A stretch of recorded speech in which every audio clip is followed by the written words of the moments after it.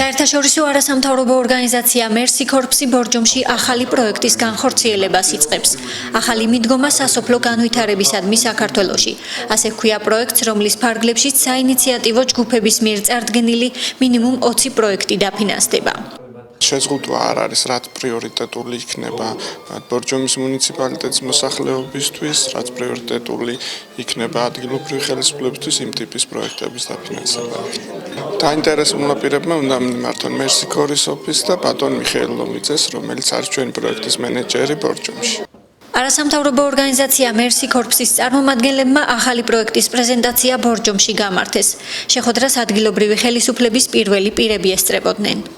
ბიუჯეტი ამ პროექტების დასაფინანსებელი პროექტები შეადგენს $1,000,000 და ეს განხორციელება შოტლანდიური ორგანიზაცია Mercy Corps-ის და ბორჯომის მუნიციპალიტეტის კოორდინირებით.